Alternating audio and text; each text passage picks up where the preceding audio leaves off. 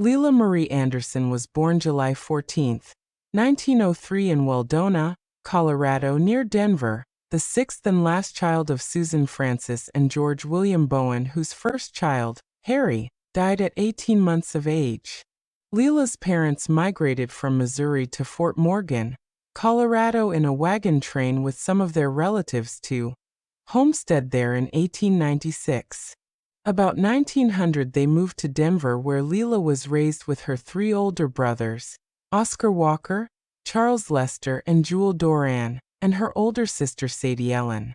Lela and Sadie enjoyed recalling many happy memories of their childhood days in Denver and remained close through the years. The Bowen family moved to Portland, Oregon in 1915 when Lela was 12 years old. Lela continued her schooling in Portland and Tualatin, and then was employed at various places including J.K. Gill and Olds, Wortman, and King stores in downtown Portland. On July 18, 1926, Lela was married to Oscar I. Anderson, whose family farmed in Leonard, North Dakota. Lela and Oscar lived together in the Portland area the rest of their lives. On February 14, 1929, Lela gave birth to their only child, Marilyn Janet. Oscar was employed for over 30 years sorting mail at the Maine U.S. Post Office in downtown Portland, where Lela also was employed as a postal clerk during World War II. Lela and Oscar lived in the home they had built for them with a view of the Willamette River on Southwest Barber Boulevard for 38 years. In 1985, Lela had a serious heart attack and moved from her home on the hill and step climbing to Edgewood Retirement Inn in Beaverton, where she lived until the day before she died on April 14, 1991, of heart failure in Tualatin's Meridian Park Hospital. Oscar spent his last 2 years in various convalescent centers due to his strokes. Lela was baptized into the Seventh-day Adventist Church with her daughter Marilyn, her sister Sadie, and two of Sadie's daughters on January 24, 1942 at Sunnyside Seventh-day Adventist Church. She has been a faithful member through the years. Although Lela's eyesight and hearing grew worse so that she could hear very little of the sermons and couldn't see the speaker unless he stood at the pulpit under spotlights, she enjoyed the music. During the past several months, her increasing weakness made it impossible to attend church, which Lela regretted. Lela Anderson is survived by her sister Sadie, daughter Marilyn, two grandsons, Christopher J. and Keith D. Lundquist, and 5 great-grandchildren, Rebecca, Benjamin, Stephen, Aaron, and Carrie. My mother loved beauty. She marveled over the beauty of colorful flower gardens, serene lakes surrounded by snow-capped mountains, ocean waves breaking on the shore.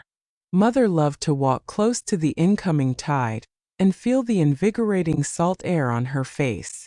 She loved to travel and see new places, enjoying God's creation.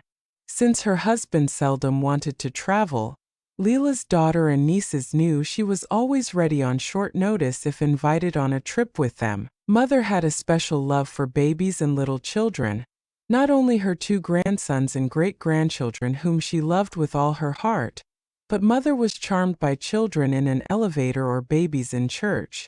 She enjoyed buying ruffled dresses for new babies in the family, and often said she could not bear to hear of a child neglected or hurt.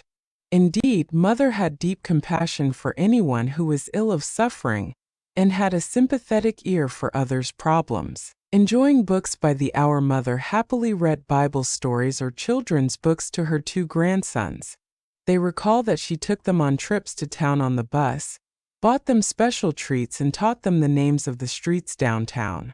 She was always interested in everything they did as they grew up and shared many good times, including Sabbath afternoons playing Bible games. Mother's relatives and friends speak of her love following them wherever they moved in descriptive, well-composed letters and birthday cards she chose especially for them. They knew well that she cared about them. Mother loved to have people visit at their home and tried to make their stay enjoyable. Her niece's husband always called her the gracious lady. Mother's sister-in-law wrote, "She always treated us so nice. I always thought of her as a sister." Another sister-in-law's daughter wrote, Lela had a very caring and loving heart. The world needs more people with her kind and loving ways. As her daughter, I would choose the word giving to describe my mother.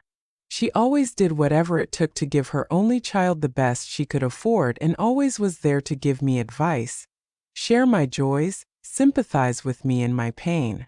I love her deeply and remember her courage during the last years of life, as she lost her vision and became weaker. Even in her last hours of life, she told her relatives, I'm glad you came, and told me, Marilyn, you need to get some rest yourself. When one of her nieces spoke of how she will open her eyes and see Jesus, she responded, I feel at peace. I feel good about it. How I want to be there with my mother where there is no sickness, sorrow, or death.